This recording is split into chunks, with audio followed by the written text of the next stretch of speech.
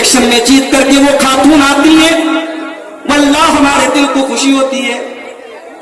ہمیں اچھا لگتا ہے چلو ہماری قوم کے کچھ لوگ پارلیمنٹ کے اندر بھی جا کر کے ہماری کمیونٹی کی نمائندگی کریں گے، مگر بڑے افسوس کے ساتھ کہنا پڑتا ہے کہ یہ مسلم سیاسی لیڈران اپنی پالیٹکس کو بچانے کے لیے، اپنی سیاست کو بچانے کے لیے اپنے دین اور ایمان اور عقیدے سے کمپرومائز کرتے ہیں۔ اس مسلم خاتون لیڈر کی ویڈیوز میں نے دیکھے، وہ خود کے آگے بھی سجدہ کر رہی ہے،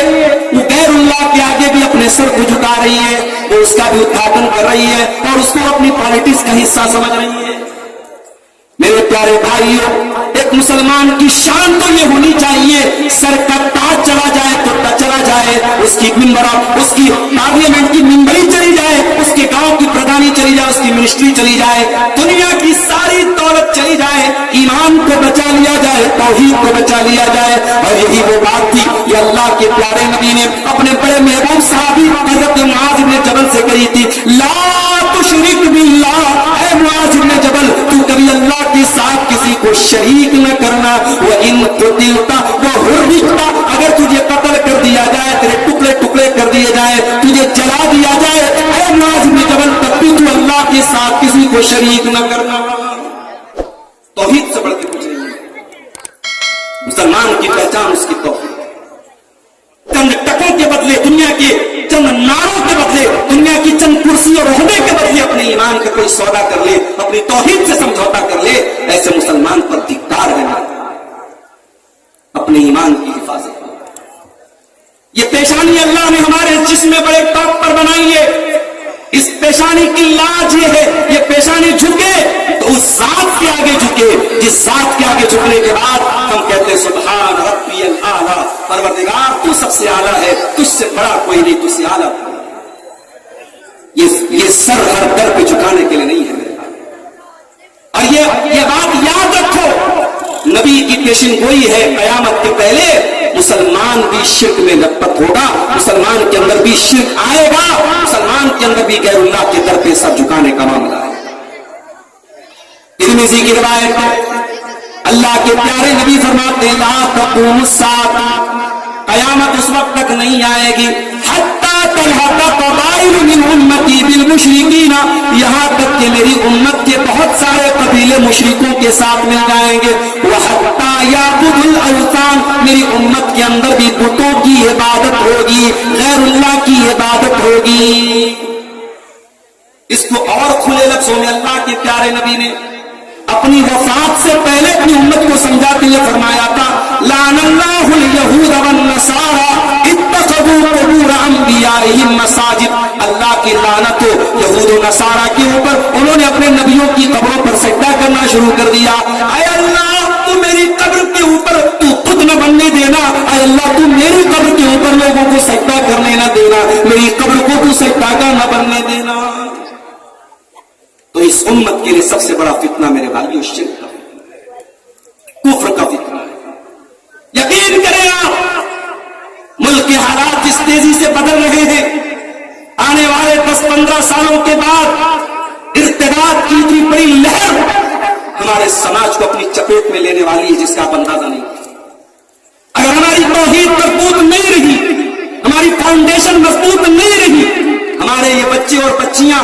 جنہوں نے کانوینٹ میں، اسکولوں میں، کالجوں میں تعلیم کو حاصل کر لی، دنیا کے حساب سے ویل ایجوکیٹڈ بن گئے، ویل کوالیفائڈ بن گئے، پڑھے لکھے بن گئے، مگر ان کی بنیادوں میں توحید نہیں ہے، ان کی بنیادوں میں عقیدہ نہیں ہے، ان کو معلوم نہیں توحید کیا ہے، شرک کیا ہے، بڑی آسانی سے ان کو ارتداد کی طرف لے کے جایا جائے گا۔ اور واقعات شاہد ہیں، حالات شاہد ہیں۔ اب یہ ارتداد کی لہر پہلے ممبئی تک تھی، پہلے دلی تک تھی، پہلے میٹرو سٹیز تک تھی، اب مئو، مبارکپور اور بنارس جیسے چھوٹے چھوٹے شہروں تک ارتداد کی لہر پہنچ چکی ہے، اور آپ کے اسکول اور کالجوں کے کیمپسز تک پہنچ چکی ہے۔ میرے بھائیوں، اس دور کا سب سے بڑا فتنہ ایمان کے لٹنے کا فتنہ ہے۔ اپنے ایمان کو بچا کے رکھو، اپنی توحید کو بچا کے رکھو۔ ہم غریبوں کے پاس دنیا میں کچھ نہ ہو، ہم جھوپڑی میں رہتے ہو، ہمارے پاس پہننے کو ڈھنگ کے کپڑے نہ ہو، کھانے کو روٹی نہ ہو، اگر ہمارے پاس ایمان ہے، ہمارے پاس توحید ہے اور اسی غربت میں مر گئے تو کم سے کم کل قیامت کے دن اللہ کی بارگاہ میں ہم یہ تو کہہ سکتے ہیں اے اللہ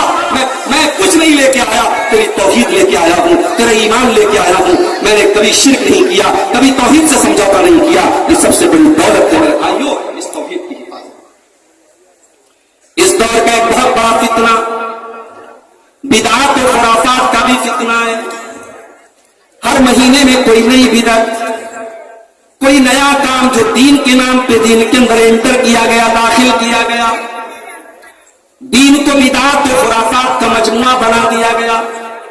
शायर को कहना पड़ा, वो थी जिससे तौहीद फैली जहां में, वो बदला गया आके हिंदोसिता में।